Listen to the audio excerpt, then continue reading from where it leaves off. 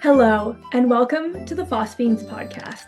I'm your host, Krista, and tonight's featured guest is Sarah Sanders, a talented equestrian and creator of the Ride with Excellence program. Through her work, Sarah builds confidence, connection, and a better understanding of the biomechanics of riding. Sarah, thank you so much for joining me tonight.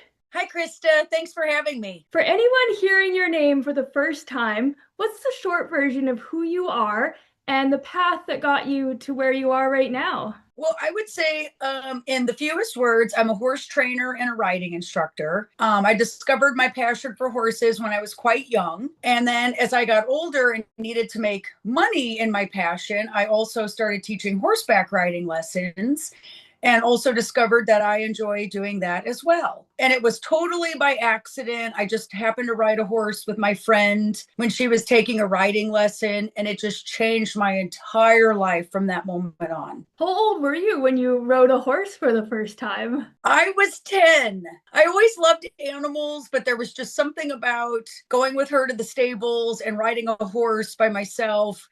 It just turned something on inside of me. And I knew ever since I was a young child, I either wanted to do something with animals or do some environmental type work and kind of help save the environment. And so obviously it took it followed the route of my animal passion. And so aside from training horses and teaching lessons, we also do horse rescue and horse rehabilitation. Now, where are you geographically doing all of this stuff for those of you who don't know? So I am in Northwest Arkansas. I live close to Fayetteville, Arkansas, and I've lived here for 6 years now. And I moved to this area from Southern Illinois just because the economy was booming here and there were a lot of people that had horses, but there aren't a lot of trainers and riding instructors in this area.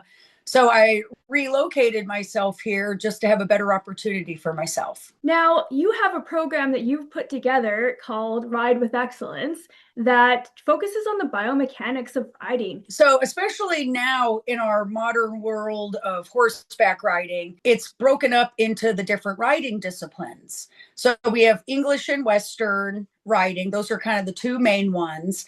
And then inside of Western riding, we have reining, barrel racing, cutting, ranch horse, general trail riding. And then in the English world, we have hunter jumpers, dressage, eventing, and then there's jumpers. And so what my riding program kind of focuses on is all of the training before either English or Western riding disciplines. So horses, their biomechanics don't change whether you're riding English or Western. And so I've been really fortunate with my Ride with Excellence program that I can help riders in both the English world and the Western world.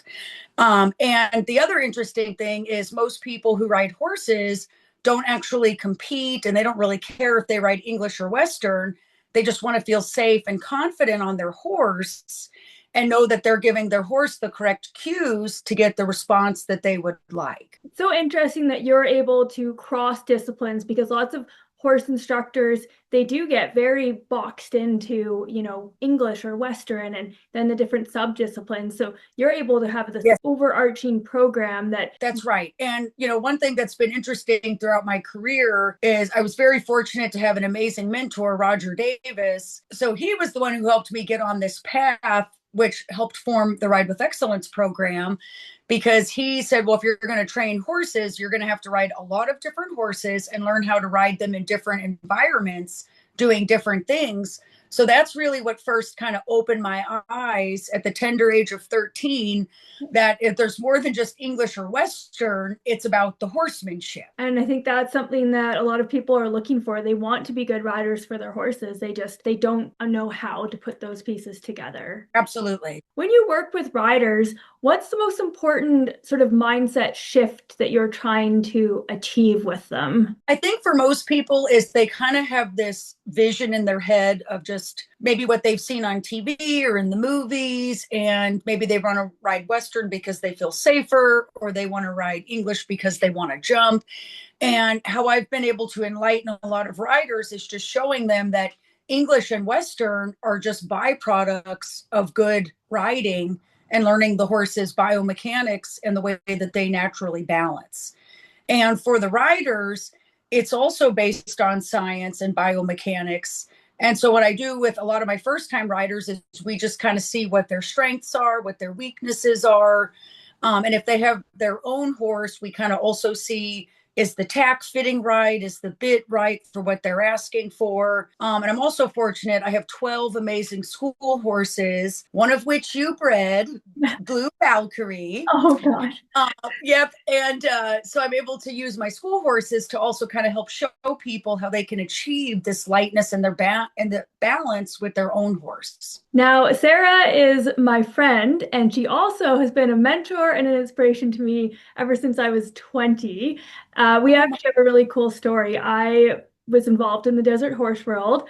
I wrote a letter to Roger Davis, who I'd never talked to or met, and he ended up gifting me a beautiful Desert Arabian stallion on the condition that I first come down there and take some lessons with Sarah to make sure that this horse was going to, a good home. And so my mom and I got a truck and horse trailer and we drove all the way from Canada to Illinois and met Sarah for the first time. That was so amazing. And I want you to know, I will never forget first meeting you and your mom. It was the best thing. And I'm so glad that now we have this friendship and this wonderful relationship so many years later. I know it's been well over a decade, more than that now. It's crazy. 14 years. I think it was 2012. And Sarah is responsible for any horsemanship skills that I have in the saddle. And Krista was already very hardy and tough and could ride any horse. I just helped polish her up and tuned her up a bit. Quite a bit of polishing was needed, but I still think about those lessons today, and they've stayed with me. I really did learn so much from you. It's really wonderful. And I had so much fun teaching you, as an instructor, when you have students that are just so open-minded and they want to learn, that's what helps fulfill me as well. And it just makes teaching so worthwhile for me. In your program today, sort of a target or key demographic that is the majority of your students? Basically, right now, just due to my location, I do teach mainly school-age kids, and I still work with adults. So I work with people who've never seen a horse before. I work with folks who are already training and showing competitively at a high level in both all the English and Western disciplines. So for me personally, I'm not limited on my students, but I also have apprentice instructors and trainers under me. And those, most of them are girls, and most of those girls basically handle the kids that are ages 5 to about 7 or 8. And then I usually take them over once they can post the trot. Yeah, this is a program for all ages, all genders, all horses. I've worked with gaited horses, draft horses, thoroughbreds, Arabians, quarter horses, Icelandic horses. I mean, you just kind of name it. Everybody's invited into the program. What does ride with excellence mean to you? Sometimes when you hear the word excellence, you maybe sometimes already feel like you should be excellent and wonderful. But when you break down the word excellence, the word that's in there is excel. So what ride with excellence really means to me is horses and riders excelling for themselves. And this is a program where nobody's against each other. I don't compare riders and students. Everybody is their own individual. Even if students are riding the same horse, each rider gets something different out of each horse. And usually what happens is the horse tells me what the rider needs and maybe where they're a little weak and struggling. So the phrase ride with excellence just refers to a horse and rider excelling on their own timeline at their own level of what they feel comfortable with. And my end goal is just to have happy, confident horses and happy, confident riders. Whether that means flying over jumps or going out for a trail ride and coming back safe. Now, what about people that are interested in riding with excellence, but they don't live near Fayetteville? Are there some options out there to kind of learn from you in other ways? Yes, absolutely. So I also teach clinics. I've been up to Canada and taught riding clinics. I've also was so fortunate, and I've been to Saudi Arabia to teach riding clinics and horseback riding lessons. So even if you are somebody who's not demographically close to me, I can fly out or drive out for clinics. And hopefully within the next year, we will have availability to have students come to us and have places to stay on the property. That would be amazing because I mean, I've gone to other parts of the world and out on riding adventures, but to be able to stay and with somebody that you want to learn with, Saudi Arabia, I think we would all like to hear a little bit more about that. I will keep the story very short and brief. But part of how Krista and I met are through these Saudi desert bred Arabians. So we have different strains of Arabians that come from different parts of the world. And Saudi Arabia is the kind of country where they do not export their desert bred Arabian horses anymore. Yes. So there was a time in the 20s, 30s, 40s that some of those horses did make it to the United States. Roger Davis, my mentor back in the 70s, discovered these horses and started learning about their bloodlines and figuring out that these Saudi desert breds are different from some of the more American style Arabians. You know, we're kind of used to seeing the dished face and the big eyes and the spindly legs and the flat croup. So Roger went around the United States and collected the sons and daughters of the last imported horses from Saudi Arabia. And for the last 45 years, he's been breeding straight Saudi desert breds. And unfortunately, their numbers are very low in the United States. In 2018, we actually got to go to Saudi Arabia to help set up a riding stables and introduce the Ride with Excellence program into Saudi Arabia because they do have high level jumpers and they do have high level dressage and endurance, but they don't really have any of the Western disciplines. They don't have any kind of basic foundation riding programs. So I got to go over there and help install some of these programs. So that's what got me into Saudi Arabia. And I still can't even believe that I was over there training and riding desert Arabian horses in the Saudi desert. And I even got to ride our homebred stallion, DB Marath, which you also got to ride on an endurance ride, Krista, up in Canada. So it was very cool. A horse that was bred in Southern Illinois. Years later, I got to ride him actually in Saudi Arabia in the desert.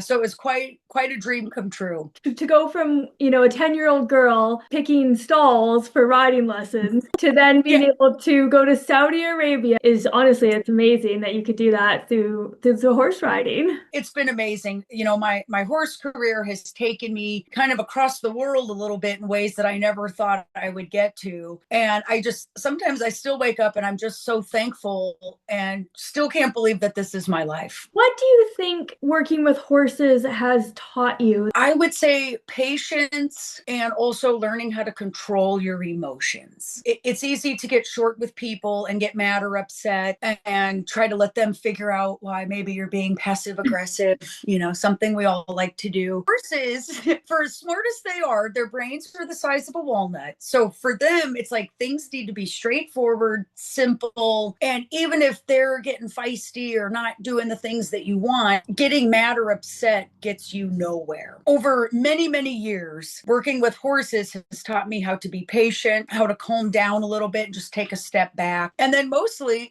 have a better sense of humor.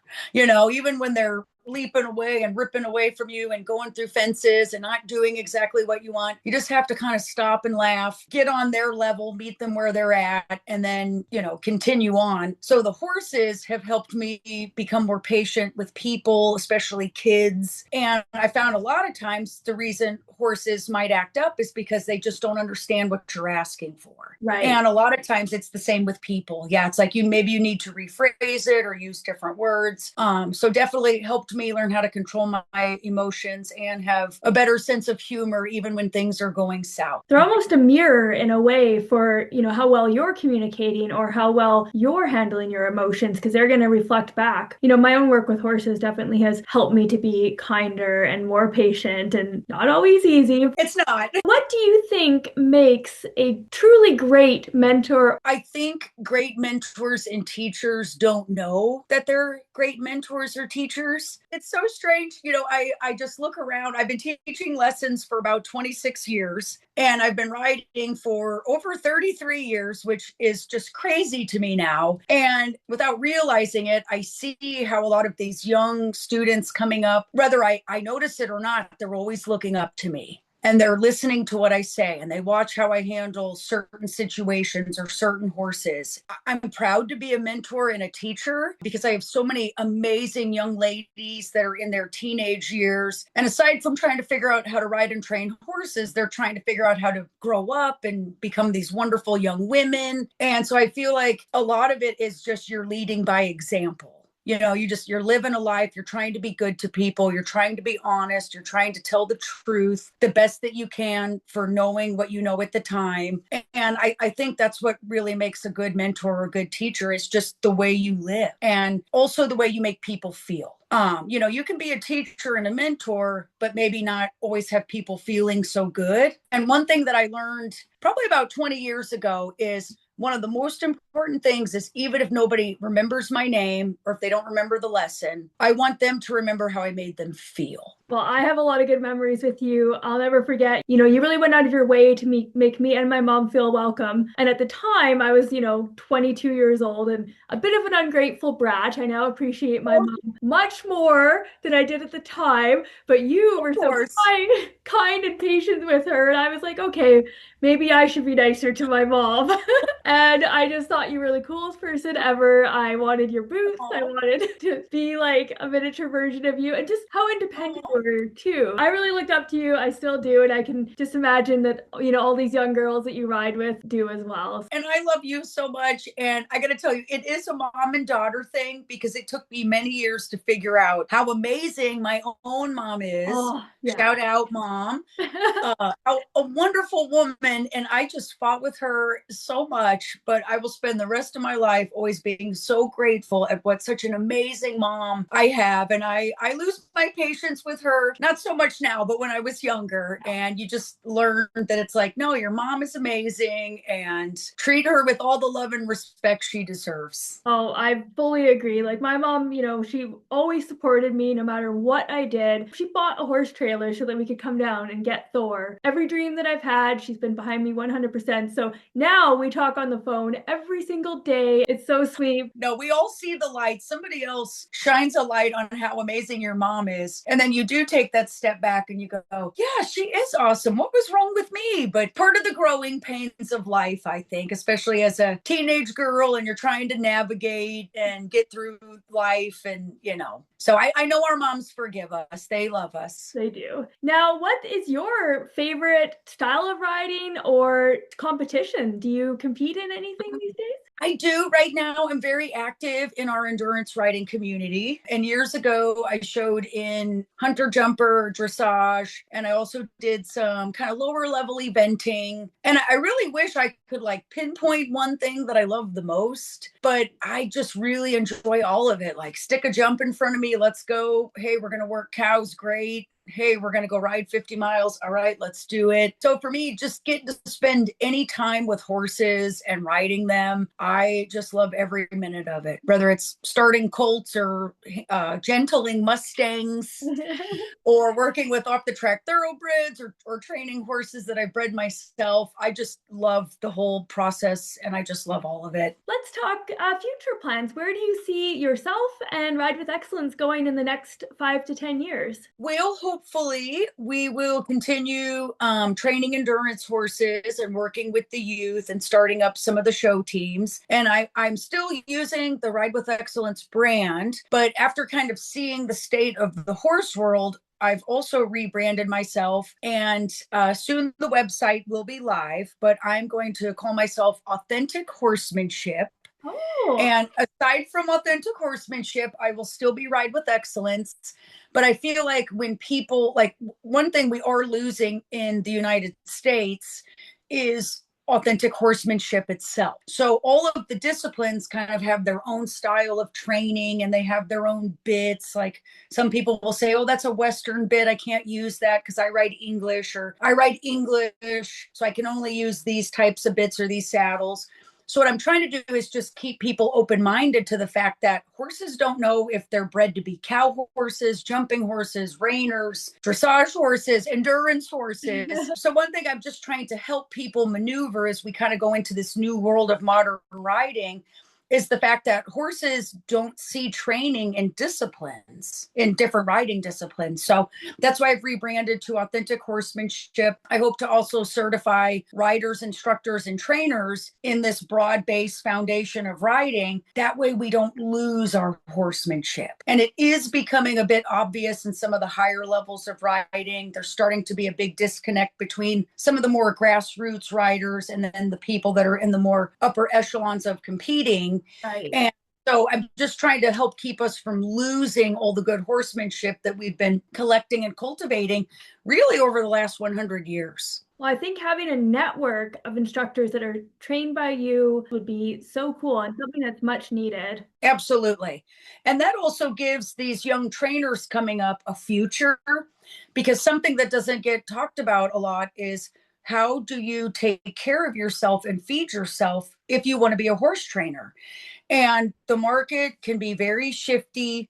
And another thing you don't want to find yourself is getting to be 60 or 70 years old and realizing you have no retirement, no savings, no nothing. And now you have this poor body that's been kind of physically abused by horses your whole life, and you don't have much to show for it. So I feel like when you have more of a broad based program, you can be dropped down anywhere. And as long as you are focusing on the biomechanics of the horse, you can teach a Western lesson. You can teach an English lesson, and so this way you can continue as a horse trainer and a riding instructor. You can keep feeding yourself and take care of yourself and maybe not have to have a full-time job outside of the horses to fund the horse habit. It starts out as a love for all of us, but you have to be business minded. As you get older, you got to really think about those things. And that would be a really important aspect as you're training these future trainers, is to include how to have structure a good business plan, how to have money set aside for an emergency. You might be an amazing trainer, but if you don't have those basics in place, you could end up in a bad spot down the road. Absolutely. And I've seen it time and time again ever since I was a young teenager, riding with different trainers and instructors. And even now, as an older trainer and instructor, I just see so many people that are just struggling to stay afloat financially. And they want to continue to do the horse thing because they love it so much. And I think that's where, as we get older, we were all little girls in love with horses. And as you get older, you want to keep that passion, but it's also got to make a living for you. And you have to become a little more business minded and let the fantasy side of it go and go into the real world, knowing that it's not as easy as it looks in the movies. So we're in a very interesting time, modernization, AI. What place do horses still have in our society moving forward? That is actually a really good topic. There is a big difference nowadays teaching kids that have kind of grown up with iPhones and Androids and iPods and laptops, or all the technology. I noticed like attention spans are shorter. Everybody kind of wants more immediate gratifications. The other issue I'm seeing is, as we develop land, we're losing land and facilities. Right. So it becomes more difficult to get out to the horseback riding lesson. Obviously, we're in a time too where things are inflating faster than a lot of people can keep up with it financially. So I'm hoping a program like Ride with Excellence and Authentic Horsemanship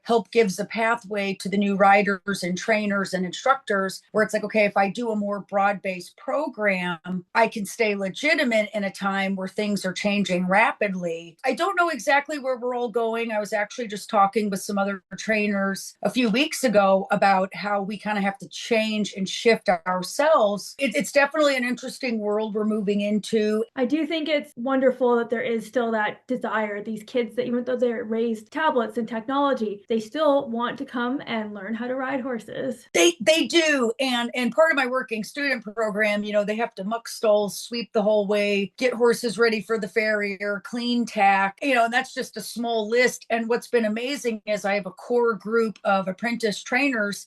They're ready to put the phone down, go work the horses, do what they need to do. Well, that's a really wonderful experience for those kids to be able to have. It is. They are awesome. And I'm so proud to have all of them. We're going to wrap this up, but I do have one question as we come to the end. If you could go back and give your younger self one piece of advice, What would that be? You know, it's so funny. I think about this all the time. Like, if the me now can go back to the younger me, and honestly, what I would tell myself is just do what you're doing and don't change a thing. You Aww. know, and don't get me wrong, I have a lot of regrets and a lot of things that I would love to change, but if I change any of those things, I would not be where I'm at today. And I do know for a fact that 10-year-old me would be really proud of 43-year-old me now. Like, we did it, we made it, you know. I have horses out in my backyard. I've got my truck and trailer out front. And all I've ever wanted to be able to do was just toss a saddle on a horse, put him in the trailer, and drive off to wherever I wanted and just ride all day. And I'm there. So That's amazing, Sarah. What an adventure you've had. it's been an adventure, and I still wake up and I just can't believe this is my life. And I'm so grateful, you know, and I didn't do this by myself. I've had amazing mentors, amazing parents, just amazing people around me to help get me to where I'm at. And don't get me wrong, I've even had a lot of not so great people in my life, but even those people taught me a lot as well. So, no, I'm grateful every day I wake up, and I feel so blessed. Well, we're going to have to get you on down the road once you have your new website, rebrand. I would love that. Thank you for coming on tonight. Thanks so much, Krista. It was awesome to talk to you. Bye, everybody. To everyone out there, I hope you enjoyed this episode with Sarah. I'm going to drop some info in the comments about Desert Bred Arabian horses, as well as some links to her program if you're interested in checking that out. Till next time on Phosphines.